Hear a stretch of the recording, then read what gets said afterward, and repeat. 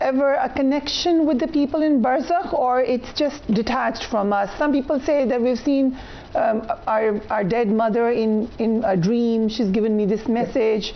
Is this real, or is this just psychology?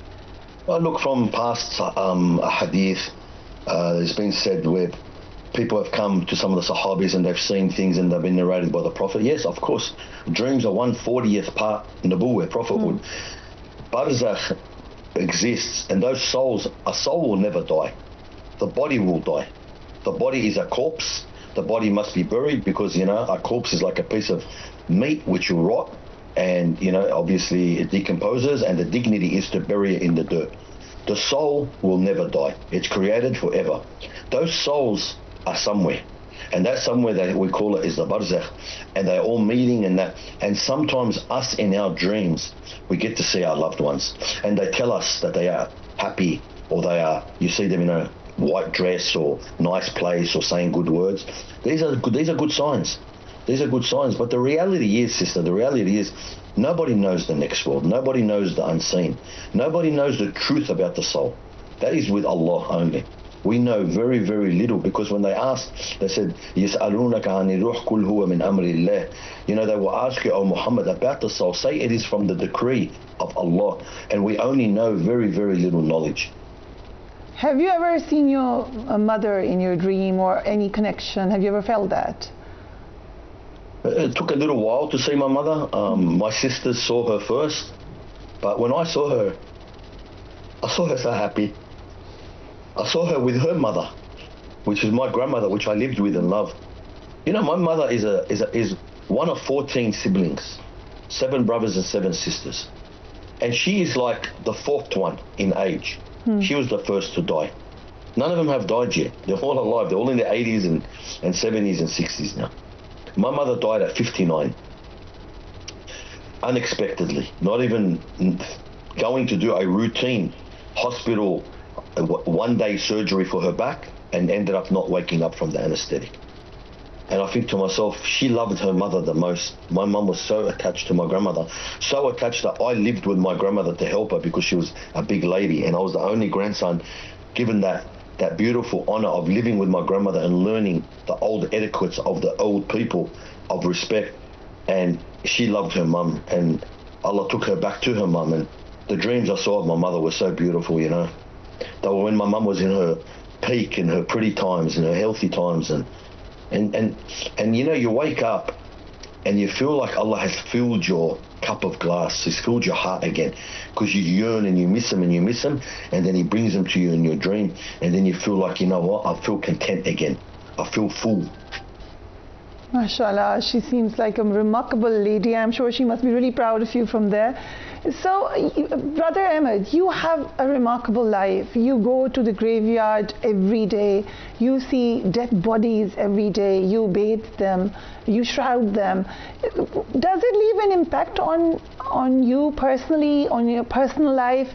How does it feel to have a life like that? I don't look at it as a job. I look at it as a privilege. To bath someone is very sacred. I know myself right now, you know, I was in hospital and they came to give me some wet towels to wipe me, and I felt very it was intrusive. So to bath someone, I know, you wouldn't want someone to bath you and shower. It's very sacred. So when I'm doing this to a stranger, and I take every precaution to make sure their dignity is fulfilled to the max, so no part of their aura ever shows. No one sees it, not even the washer. It's all worked underneath. And you go between the fingernails and between the fingers and between the eyelids and between the eyebrows, and you clean every little bit of that body. You have a connection with them.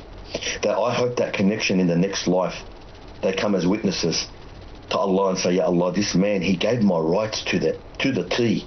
He hastened with my funeral. He was so quick to organize everything. He sent out all the janazah announcements to the thousands of people so they can be aware of my funeral, so they can come and pray for me. It's a privilege and honor to be doing what I do, and I'm only a traveler. I'm only doing it for temporary.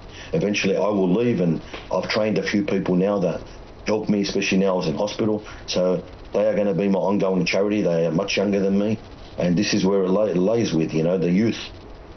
I saw your interview where you said, and that really struck me, it was such a beautiful thing to say. You said that I want these people to remember that I've given them their last rites, and when I go there, I want them to be happy about that. Wow, this is a beautiful kafan that you gave someone.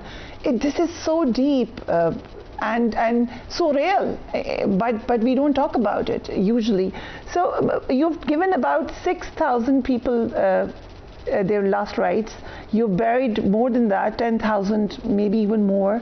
Have you ever felt presence of angels or something supernatural, if that's the right word? Have you ever felt that? You feel, you know, sometimes I'm watching someone and I get this feeling, this intuition, this was a good man. So I ask one of the family members, tell me what this man used to do in his life. And they would tell me, oh, he used to work as this. I said, no, tell me what he used to do in goodness. Oh, he never missed a prayer in the mosque at night. Oh, he used to support orphans. Oh, he used to feed the people. He used to give whatever money he had away. And I said, you know what, I had a feeling this man, there was something about him that was special, because they illuminate. Their wash feels different. It doesn't feel like you're washing a body anymore. It feels like it's just, the water is just slipping through, it's sliding off, and then you see once you purify them, how their face turns to white, because they lived in their life in a state of purity. And you know, when you die, obviously a lot of things go wrong in you, and you can't, you know, keep that standard up. But then when it's done for you again, then you know you're in a state of purity, and you can see the smile come out. Wallah, we've seen and sensed a lot of things. It's hard to grasp it, but you feel it in your own soul, in your own intuition. Something good is here. So what will be the signs of a good death or a bad death in your opinion? Look, a good death, a lot of it is obviously physically, when you see the finger in the shahada, when they die. And I'm not saying people put it in shahada for them. This is wrong. It's they had it in shahada as they were passing. And when you see that, when you open the body bag and this is the first thing you see on the hand, then you can only say his last words were the shahada. Whether they were on his tongue, in his heart, or in his mind, he physically had it in his finger. They're the blessed deaths. The blessed deaths I see sometimes is the amount of people that come for that person, where they are all people of the religion, the humble, the simple people, the people that never leave the mosque. And you think to yourself, this person was a nobody. And then you start to find out what this person used to do. To us, he was a nobody, but to Allah, he was a somebody. You know, then you get the ones that, subhanallah, they call them the sleeping giants, the ones that were just used to do so much good in their life, and when they die, their goodness starts being spread. People start coming out saying, he used to do this for me, and he used to do that for me. You know, the carrying of the coffin, you find the coffin so light, as big as the guy is, it's so light, and it's running. The car, when I drive the car to the cemetery, wallah, I'm not even pressing the accelerator sometimes, the car is moving. It's like, take me to my place to bury me. These are a lot of the signs you feel, you know. SubhanAllah, and I know you usually don't talk about it, but what could be the bad signs which we should pray that Allah doesn't let this happen to any of us? Some of the bad signs, you know, as the person is dying, the family is telling him to say shahada, and he's telling everyone to just shut up, you know, like opposite to what they want. You know, he's fighting at death. You know, people that change colour, like really change colour, not just because they were on their back. Coffins that are so heavy, and then you find out this person wasn't a very good person. Even the easiness of the funeral. Sometimes the paperwork and the burial all within 3-4 hours. The man dies at 10 o'clock in the morning, at 1:30 p.m. he's in a grave buried. You know, this is from Allah. This is tawfiq from Allah, meaning it's easiness from Allah. Some people, it's hard. It's like it doesn't work out. Paperwork's not ready. Family delays it. This, that. And you can only think to yourself, subhanallah. Like, I always believe, if you are the friend of Allah, Allah will look after you. You know, if Allah was the foremost in your life, then Allah will never forsake his slave. Brother Ahmed, you've seen so much in your life, mashallah, but anything that was the saddest experience for you? I mean, I'm talking to a person who's seen thousands of deaths, but some remarkable saddest moment that you saw? Look, the saddest would be my dad, but the other sad ones are friends I grew up with. You know, friends who we try to bring closer to the deen, and they try, but then they lapse, and then they die in that state of lapsing. You know, friends who couldn't take life anymore, and they kill themselves, and then we have to wash them. And you remember them at school. You remember being in the class with them. You look at your old school photos and you see them, and you remember those times, how innocent it was, how simple it was. You didn't know that 25 years down the track this was going to happen. You know, subhanallah, it's just they're difficult. You know, doing friends, kids that are my kids' ages that never made it. There's a, you know, subhanallah, now I bury, you know, the little babies of my friends' kids, so the grandparents. My friends are now become grandparents, so their grandkids now are dying, you know, and it's hard. It's hard. Death is never meant to be easy, but death is meant to be a prize for the believer.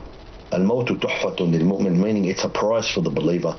A believer works and strives all his life to enjoying good and, you know, keep evil away. He wants his prize, like a student who studies so hard, does his exam. Now I want my prize, I want my results.